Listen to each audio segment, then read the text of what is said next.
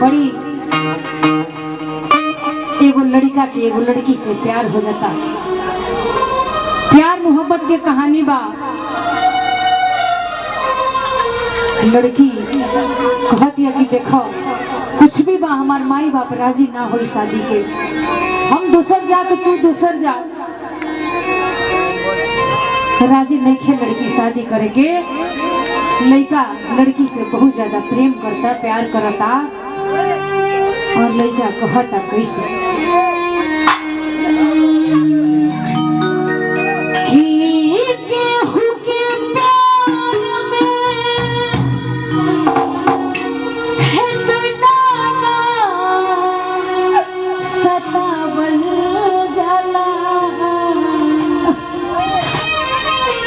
लड़का कहता कि अरे ओ बेवफा कि जरा पाने की चाहत में बहुत कुछ लूट जाता है, और नदी का साथ देता हूँ समंदर रूठ जाता है।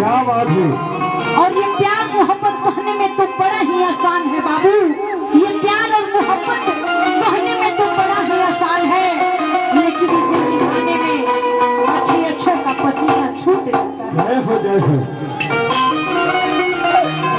लड़का कहता कि अरे बेवफा दूगो माला बा, दूगो माला दीदी माला भेजवा दीजिए। माला होगा और दूगो माला भेजवाइए से कि दोनों लड़का कोई बार को बोले सन कि शादी करूंगा शादी करूंगा शादी करूंगा, तो दूगो माला चाची व्यवस्था करवा दी। हाँ दूगो माला ले आई, शादी हुई। माला ला दीजिए। हाँ इहे लड़का के है हाथ धला, लड़की से लड़का का प्यार हो गया। और प्यार का नाटक करना है। ठीक क्या करना है? नाटक। देखिए लड़का कहाँ गई, ऊपर तो लहंगे खुला रहता दिन भर। आवे है ना प्यार का नाटक करना है बबुआ। माला आ गई, शादी के जोड़ा पहने आई बड़ी। आहा माला 3 बार कहता रसन कि शादी करूंगा शादी करूंगा, उनके रुक जाइए वो गाना गा लेबे तो शादी हो जाएगी। अब वो दोनों कहता रसन कि मैं नहीं करूंगी मैं नहीं करूंगी। अब यही जब झगड़ा हुई देखी, लेकिन उससे पहले एगो लड़का अभी धो दी। अभी शादी भइल कि दोनों लड़की लेके चलिए तो प्रोग्राम बंद हो जाएगी। एगो गाना हो जाओ, यही लड़की के ही लड़का से प्यार भइल, वहां धोलो प्यार कौन ना हो सकता बुझो कि उतार गर्लफ्रेंड ही हो, और तारा के लात मार के ऊपर शादी वहाँ के संगे होता, तारा के छोड़ के जाती है। ठीक बुझ गई बात? गाँव में रहो, गाँव में रहो एकदम तनी अंदर से रो, गाँव में रहो, फीलिंग्स में रो तनी अंदर से। लड़का कलाकार है, कलाकार वाला लड़का राजू बाबा रोता। लड़का कहता लड़की से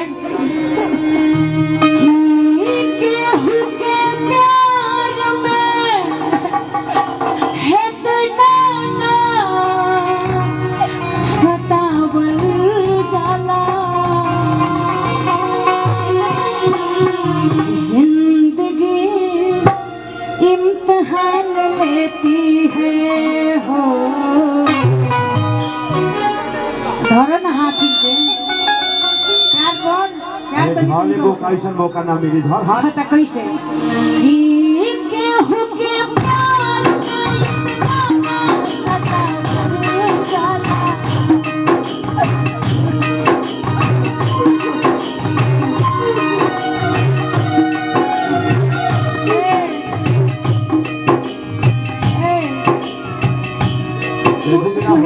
बीच में आवो। हाँ अतिने ने डर अभी शादी के जोड़ा पड़ना चाहिए। तू ये ना सिखा। हाँ ए रुकी राजू बाबा, तेरा दोनों लड़कन से प्यार करे बाबी उगई बड़ी तली एगो गाना में प्यार का नाटक करना है ना आपको, और एक के साथ रहना है, इसको धोखा दे देना है। अच्छा इसी को धोखा दे रो रहा है और हाँ सब ओकरे संगे जोई है। बाबू एकदम बढ़िया से तनी भाव में आज रो के तो समझो कि तहार गर्लफ्रेंड ही हो, अथरा के धोखा दे के तू भुला गइलो कि हम अपन घोड़ी पाड़ा बेच के तोरा के काड़ा किन देनी। चाची लड़का अपन पाड़ी बेच के इनका के लाल साड़ी किन लेबा, आज भुला गइली बेवफा। लड़का कहता कैसे के प्यार में सतावल जाला।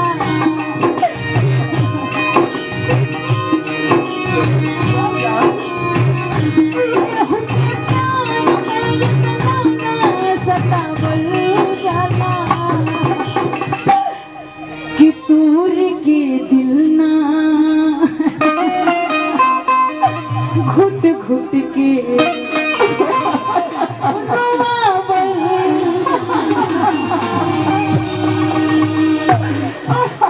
कि तूर के दिल ना घुट घुट के रोवावल जाला।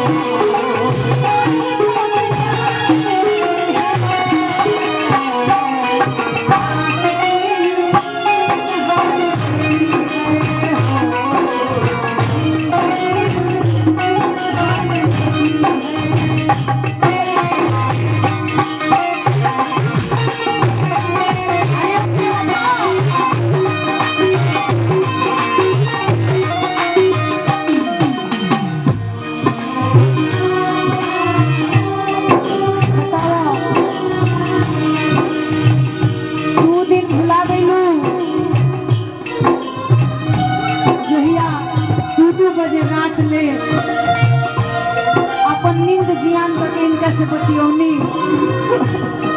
लड़का कहता कि काश तू चांद में सितारा होता और उस आसमां में भी एक आसिया हमारा होता। कि काश तू चांद में सितारा होता और उस आसमां में भी एक आसिया हमारा होता और सब लोग देखते तुम्हें दूर से, पास से देखने का हक सिर्फ हमारा होता।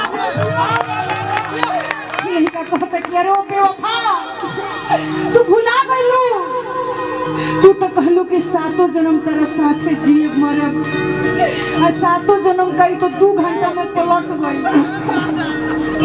यही का कहता कि जाए बेवफा तोहरा बिना तो हम जिएब ना,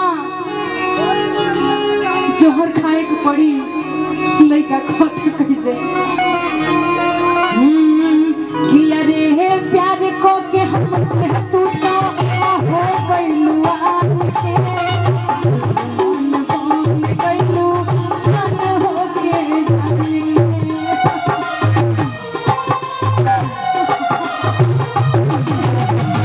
अरे कइलू हमसे तू तो हो गइलू आके मन गइलू सन हो के। लड़का कहता कि जा कि तोहरा के तो हम भुलाइए जाए लेकिन खुश तू ना रह तू कहीं हाल बिहार में घूम के। लड़का कहता कि किसी को मोहब्बत की सच्चाई मार डालेगी तो किसी को मोहब्बत की जुदाई मार डालेगी। किसी को मोहब्बत की सच्चाई मार डालेगी तो किसी को मोहब्बत की तन्हाई मार डालेगी।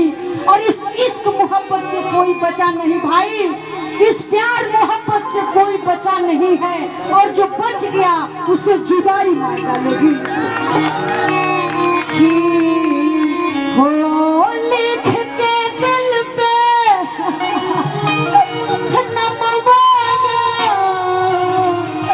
मिटावल जाला। लिख के दिल पे नमवाना मिटावल जाला। दूर के दुनिया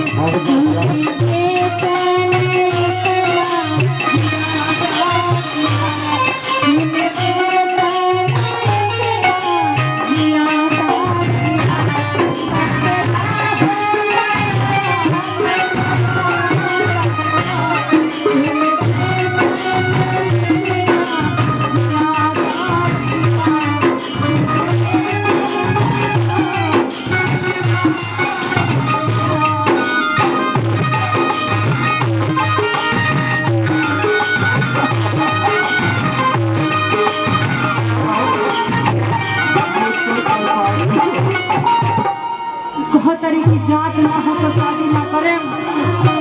अरे जब तूने मोहब्बत किया राजू बाबा कि जब प्यार कैली तो अपने घर के लोग से जब पूछ के ना कैली, तो जब इतना गहरा प्यार हो गई बा, जब इनका बिना आदमी जी नहीं खे सकत तो शादी से काहे इनकार करता रही।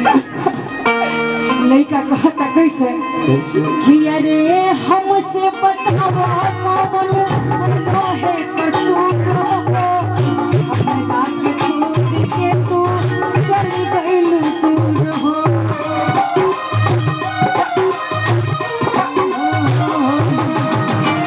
हमसे बोला कौन है कसूर हो, अपने बात छोड़ के तू चल गइल दूर हो छोड़ के न जाओ छोड़ के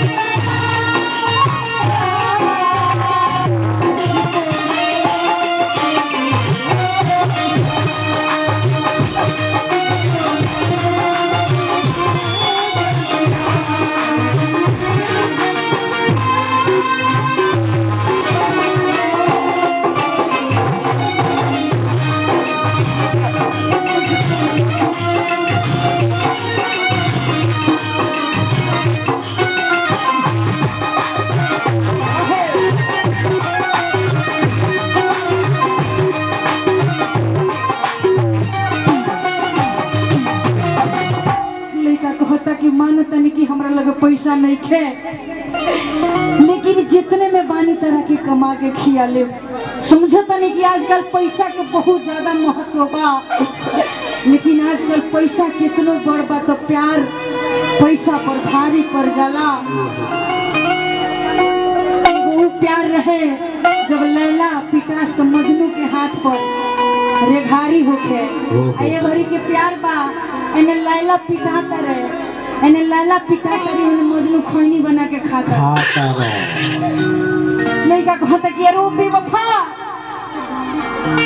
कि जरा पाने की चाहत में बहुत कुछ लूट जाता है, और नदी का साथ देता हूँ समंदर रूठ जाता है। और प्यार तो करने में बड़ा ही आसान है, तूने प्यार किया, प्यार कहने सुनने में बड़ा ही आसान है, लेकिन इसे निभाने में अच्छों का पसीना छूट जाता है। लड़का कहता लिख के दिल पे नमवाना मिटावल जाला,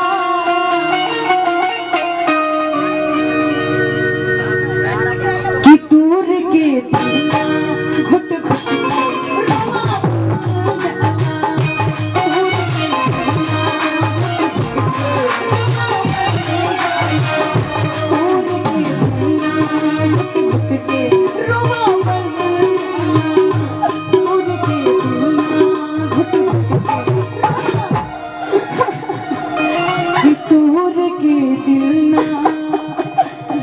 घुट के रोवावल।